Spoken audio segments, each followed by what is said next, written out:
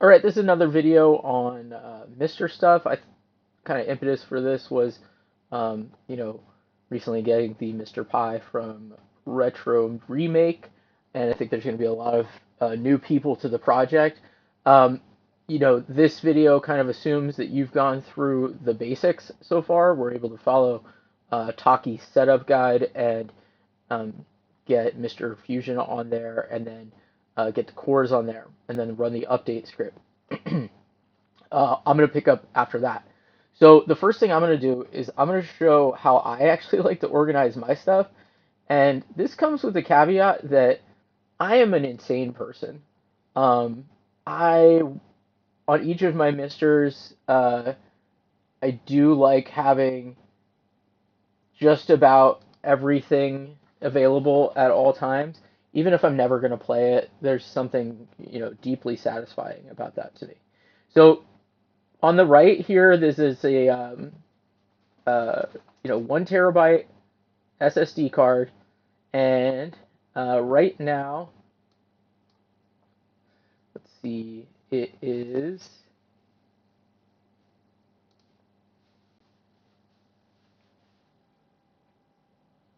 right now I'm using 631 gigabytes.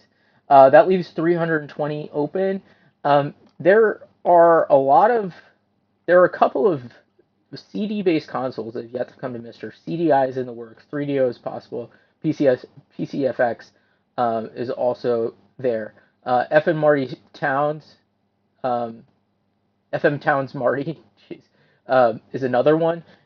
I'm not going to use all the space here, but there's a reason I keep a lot of stuff. I mean, I keep a lot of stuff on here. In my games area, game section, I've got a bunch of I've got most of the CD consoles on here. It's like the let's see S. So Saturn,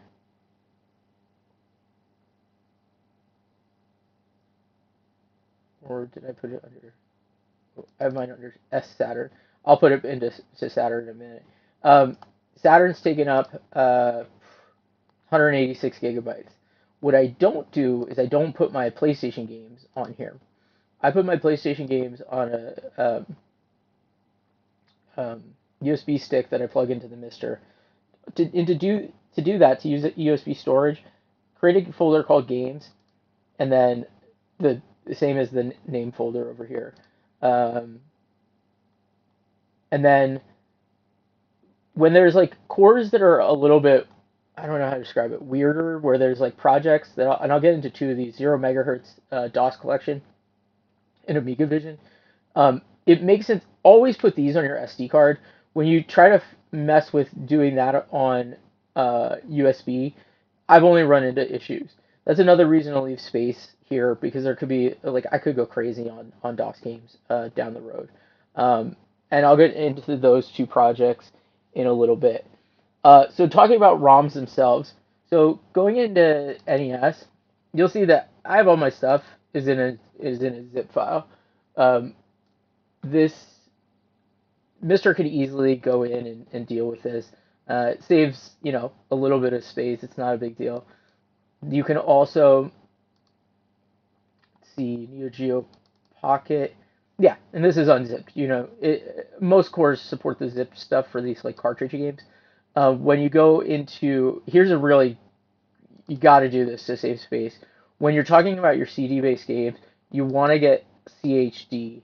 I forget how compressed hunk data or something like that. This is this is like the smallest format you'll be able to get CDs in. It cuts out all the extra stuff. Um, it trims it down so you don't have a 700 meg per game image. So we'll get into these. Yeah, see CHDs.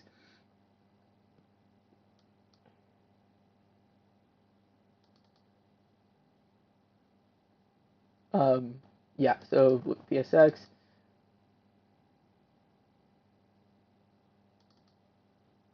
And there you can see CHD. The other thing I think to keep in mind is VHDs, virtual hard drives. So for your games that, so for your DOS stuff, if you have a collection, or if you're, I think Amigas might be a better example here. So we'll go into our regular Amiga folder, and you can see there's, um, well, I guess HDF is another virtual hard drive format for Amiga. We'll go to our AO8 486 core. You could say I have like the top 300 games, and that's in a VHD that's 23 gigabytes. Okay, so another tool I wanted to showcase for moving stuff, like moving files, this many files of this size, is a tool called TerraCopy. The reason I like this tool is because if something fails in the copy, you can restart this tool and resume that rather than having to mess with what made it, what didn't. It's also got really decent tools for unattended override all older, smaller if files are like stuff that's super useful for this case. So yeah, I just wanted to mention that. Let's go into what I was talking about with 0 megahertz and some of these like these other projects.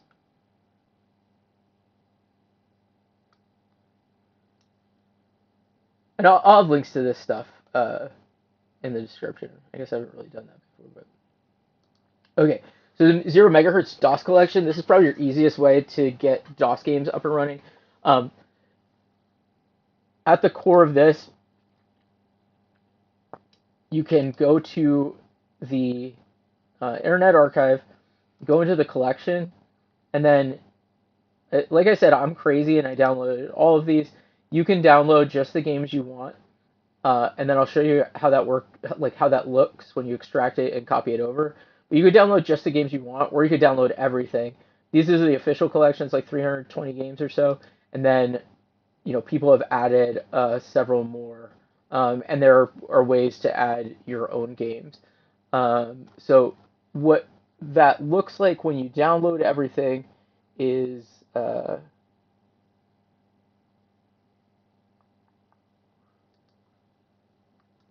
you'll download a zip and you'll extract it, and then you'll have these three folders. It'll say DOS games, config, and games. And you just, in this format, copy it directly over to your MiSTer data. All right, and then overwrite overwrite everything. So I got all of the games, extracted all of them. You can see they're all here, all 300 in that. In the games area, CD images as applicable, floppies, um, that kind of stuff. So you just copy it all over. I don't think, I think this is, you gotta do this on PC. I think on Mac it replaces. I don't know. But don't quote me on that. It's easiest on PC. So you just you extract it all in the same folder. It'll fill these folders, and then you just copy it over. Um, like just copy it over and overwrite everything, and then you'll have a new menu on your MiSTer home screen that says DOS games, and you'll launch DOS games directly instead of messing with DOS or old Windows. I don't know. You might have nostalgia for that, in which case, go crazy. But I think it's like the easiest way to get into some of these DOS games. The other project, the sister project for that is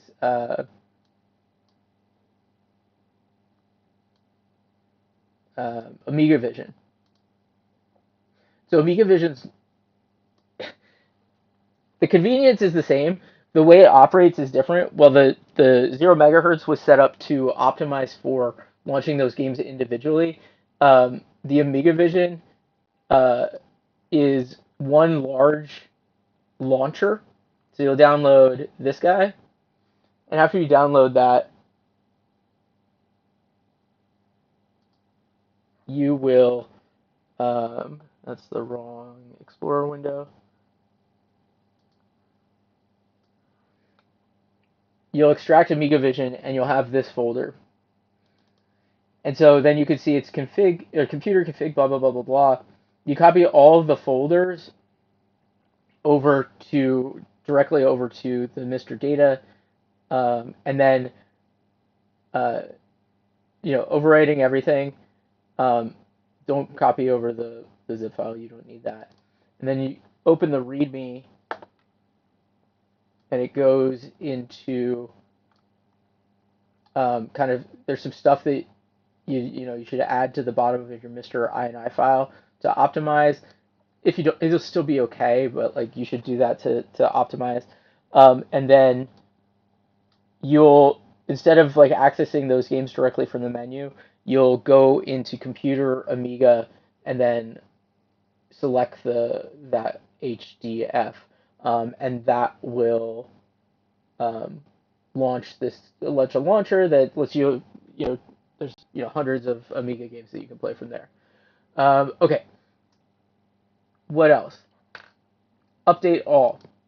The update script that comes on the MiSTer after you were done before is not going to cover everything. The update all script available on GitHub will download backgrounds, shaders, all of your arcade ROMs, all of your BIOSes. Like keep that stuff in sync. Keep all of the released cores up to date. Like I run it at least once a week. It's pretty essential. So you grab that from GitHub, and then you'll copy that over to your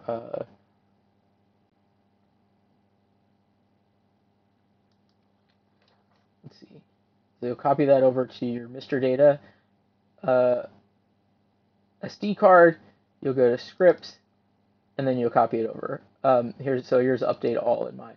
I like to like put like a character in front of mine, so the update all is always at the top. That's like another cool, or that's another shortcut. Let's get into some Patreon stuff.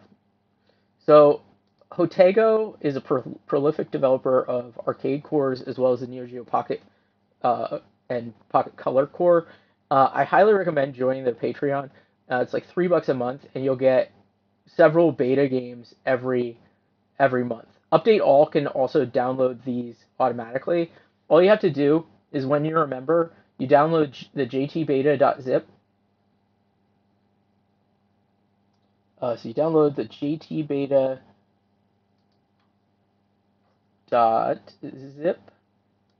So go back to where it was before. Yeah, whatever. I'm not re-recording this. This is, you know, an amateur thing for sure. Oh yeah, it was over here. So you download the jtbeta.zip, and then you put that in your MiSTer data games,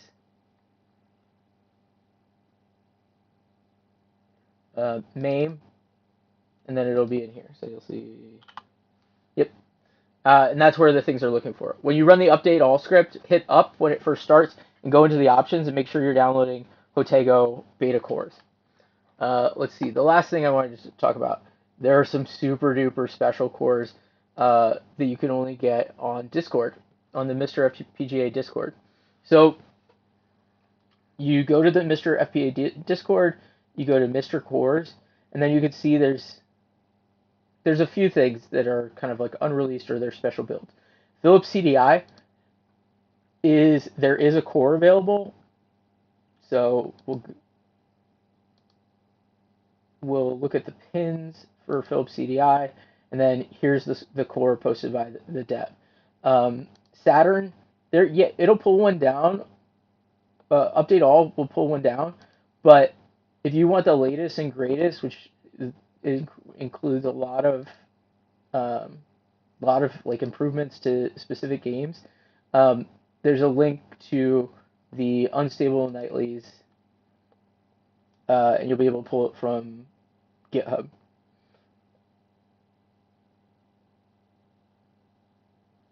You'll find out a lot of other like you'll find like way more cores in here too. There's like a PlayStation Turbo core. There's a N64 Turbo core.